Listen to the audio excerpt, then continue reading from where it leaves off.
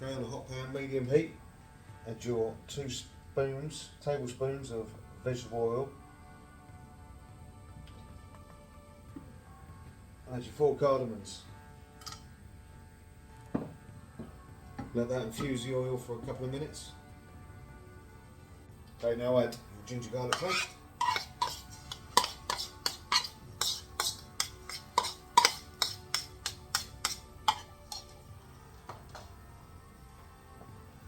Stir that in.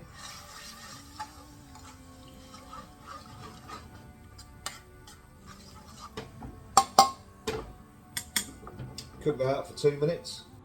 Yeah, it's really important that you cook out this ginger garlic paste. You want to get rid of all the rawness out of it. Because you don't want that left in the taste of the curry. So we're going to add chef ladles of tomato paste.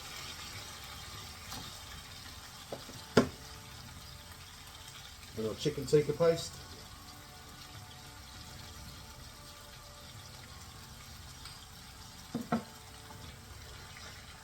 Stir that in.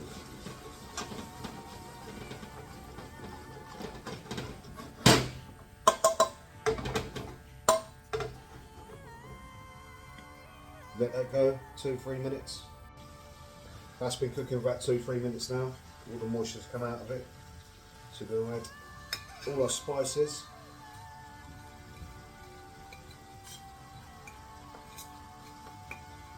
Not the almond powder, not yet.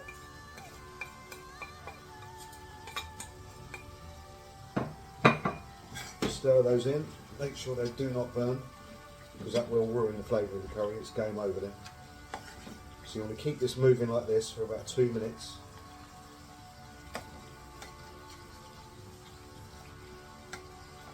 If anything sticks to the bottom of the pan, you don't put enough oil in, you can add a touch of water if you want.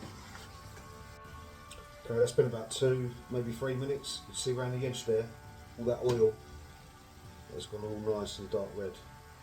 It's a good sign. So we will now add a touch of the base.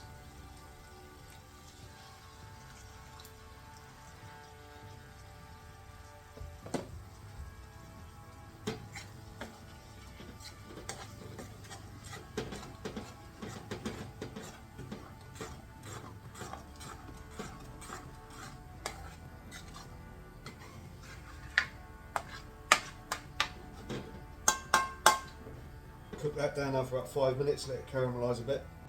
That's been going for about 3 minutes now, but I'm actually deciding to add a touch of single cream just to give the gravy a bit more of a silkier finish. This is optional.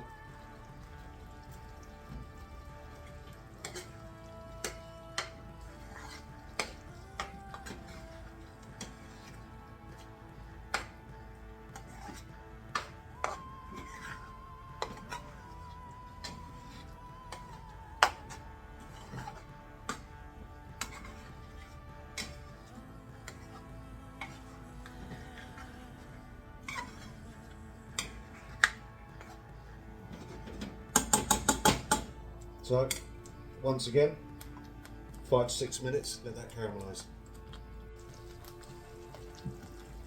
Okay, we've been cooking for about 6 minutes now. Oil's risen to the top, it's caramelised, we are done. So I'm going to now finish with the sugar. Always taste it at the end before you put your sugar in case it's going to be too sweet. You stir that in, and then we will serve.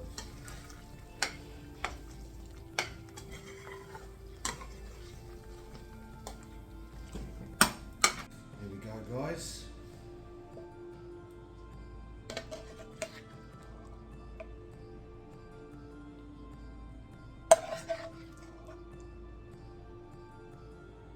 beautiful. Apparently I say beautiful too much, according to my neighbour, but it does get fed well off me, so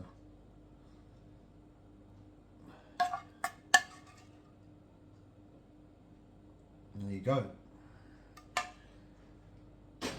There is your chicken tikka masala from home, garnished